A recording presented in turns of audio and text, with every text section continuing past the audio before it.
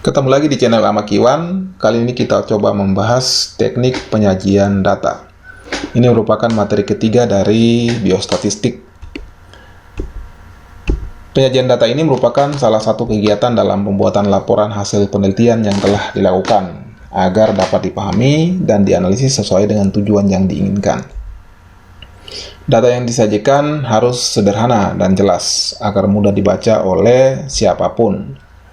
Tujuan dari penyajian data di sini adalah untuk menyajikan data mentah yang diperoleh dari lapangan, baik populasi maupun sampel menjadi data yang tertata dengan baik, sehingga bermakna informasi bagi siapapun yang membutuhkan. Kita lihat alur dari proses sebuah data menjadi informasi.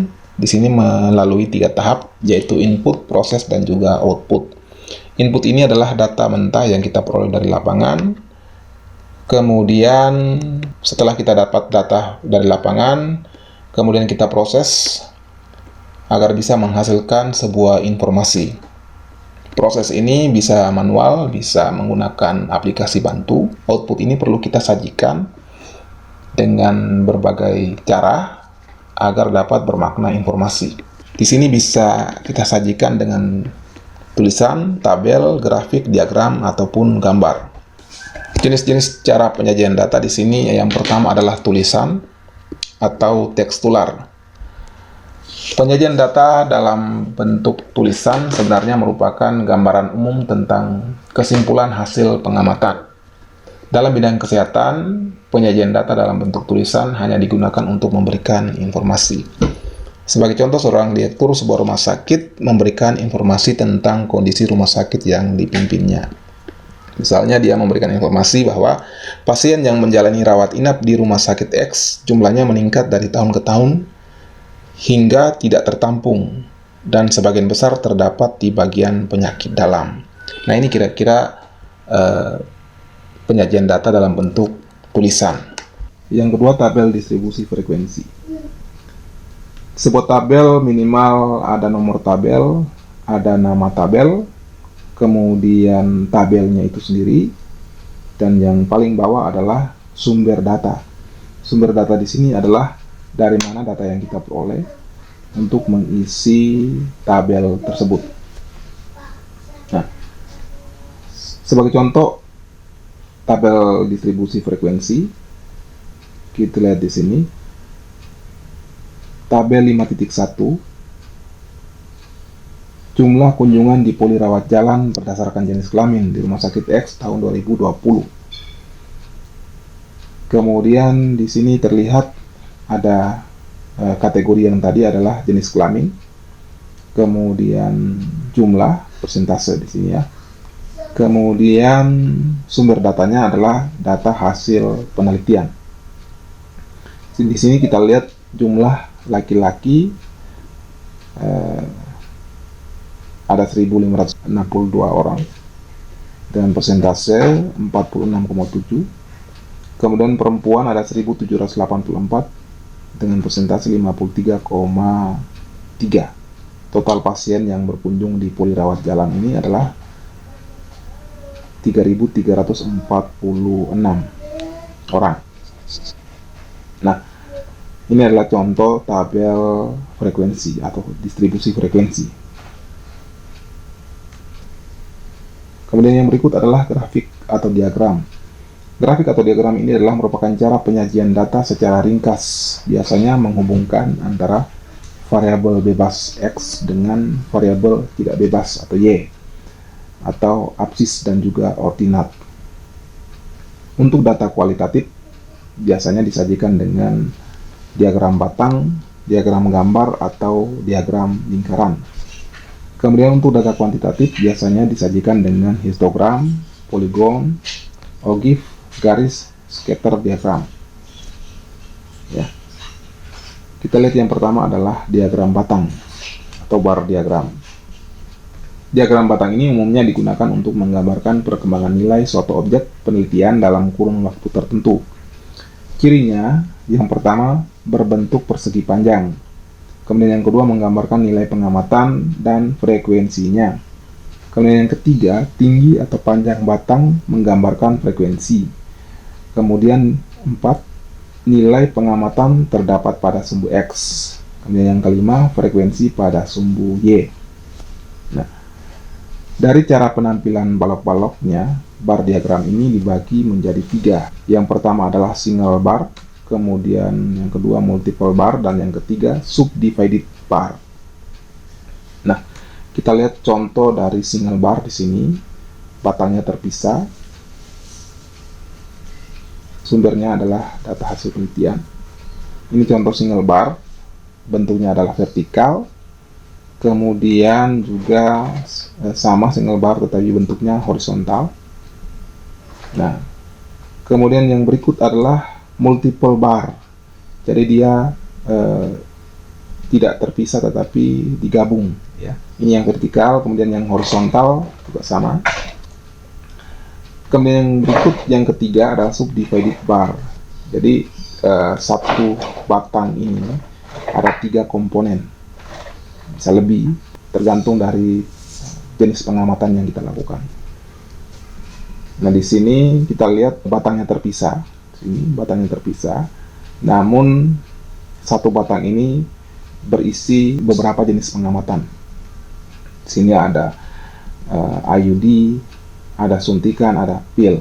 Ya, jadi di sini terlihat jelas bahwa pada tahun 2018 ada 20 orang yang menggunakan akseptor KB jenis pil.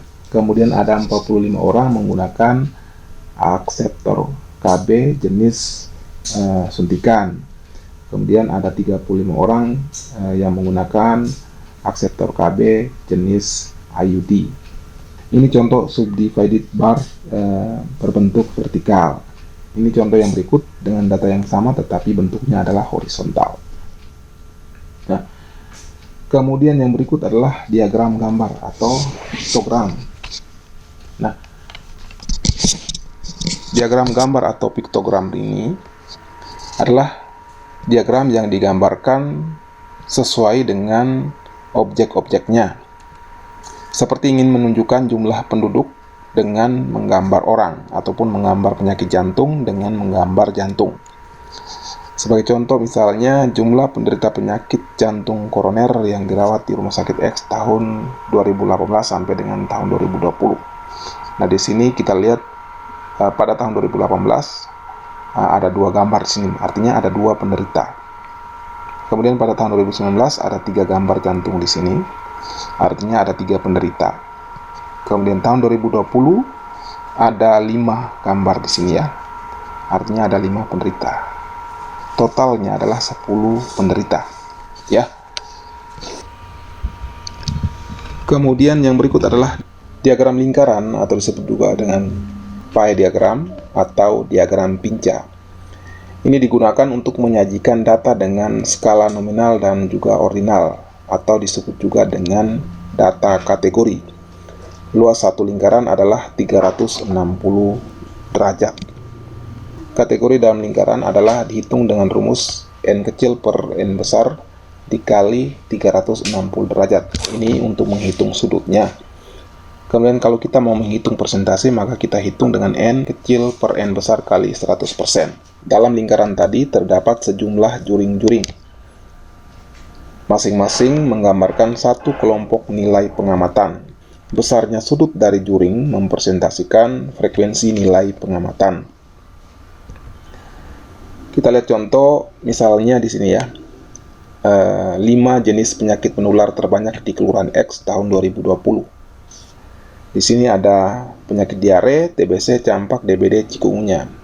Diare dengan posisi teratas atau dengan jumlah penderita terbanyak ada 130 kasus. Kemudian yang kedua adalah TBC 110 kasus, campak 70 kasus, DBD 50 kasus, dan cikungunya 40 kasus. Kemudian bagaimana menghitung persentase dan juga sudut juring diagram lingkaran?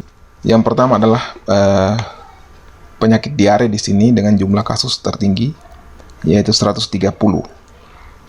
130 ini kita anggap sebagai N kecil. Kemudian N besarnya adalah total seluruh jumlah kasus. Total seluruh jumlah kasus di sini adalah 402. Ini menjadi N besar. Maka kita hitung menggunakan rumus tadi, N kecil per N besar dikali 360, maka hasilnya adalah 130 per 402 dikali 360 sama dengan 117 derajat. Nah, kalau kita hitung persentase, maka N kecilnya tetap 130, N besarnya 402, dan kemudian dikali dengan 100%. Ini ya, 130 per 402 dikali 100 sama dengan 32%. Jadi pada penyakit diare ini, luas sudutnya adalah 117 derajat dan persentasenya adalah 32%. Sama halnya juga TBC. Di sini hasil perhitungan kita dapatkan sudutnya adalah 99 derajat dengan persentasenya adalah 28%. Kemudian campak membentuk sudut 63 derajat dengan persentasenya adalah 17%. DBD membentuk sudut 45 derajat, persentasenya adalah 13%. Kemudian cikungunya, dia membentuk sudut 36 derajat dan persentasenya adalah 10%. Nah, kemudian kita coba membuatnya dalam diagram lingkaran ini. Maka bentuk diagram lingkarannya seperti yang ditampilkan pada gambar ini. Kemudian yang berikut adalah histogram. Histogram ini adalah grafik yang berbentuk balok, di mana sumbu horizontal atau X adalah tepi kelas dan sumbu vertikal atau Y adalah frekuensi setiap kelas. Untuk mencari tepi kelas dapat dipakai rumus tepi bawah sama dengan batas bawah dikurang 0,5, tepi atas sama dengan batas atas ditambah 0,5. Nah, kita lihat misalnya kita disajikan data sebagai berikut. Ini ya, hasil perhitungan kita mendapatkan data seperti ini. Misalnya batas kelas ini ya, 65 sampai dengan 67, maka tepi kelasnya kita tinggal kurangi saja. Tepi bawah adalah batas bawah dikurang 0,5, ini ya. Jadi 65 kurang 0,5. Kemudian tepi atas adalah batas atas ditambah 0,5. Jadi tepi kelas untuk interval kelas 65 sampai dengan 67 ini adalah 64,5 sampai 67,5. Ini frekuensinya adalah 3. Dan seterusnya, hasil dari interval kelas dan tepi kelas ini dapat ditampilkan jika kita menggunakan histogram, maka seperti yang ditampilkan pada gambar ini. Ini adalah histogram. Kemudian yang berikut adalah poligon. Poligon ini adalah grafik berbentuk garis dan menghubungkan antara nilai tengah kelas dengan jumlah frekuensi pada setiap kelas. Untuk mencari titik ke tengah kelas, digunakan rumus setengah dikali batas atas ditambah batas bawah. Kita menggunakan data yang tadi, maka setengah kali batas atas tambah batas bawah ini adalah hasilnya adalah 66 untuk interval kelas 65 sampai 67, nilai tengahnya 66, 68 sampai 70, nilai tengahnya 69 dengan frekuensinya adalah 9.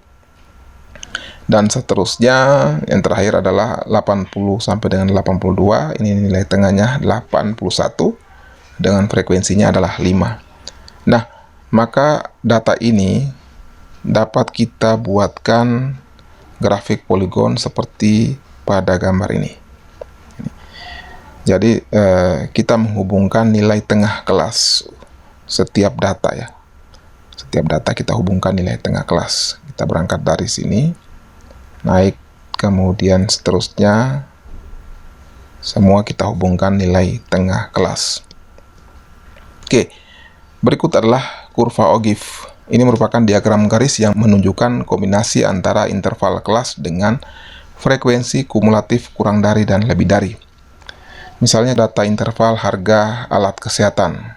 Dari data ini ya, interval kelas, kemudian kita hitung tepi kelasnya, kemudian kita hitung frekuensi kurang dari, Kemudian juga kita hitung frekuensi lebih dari, ya.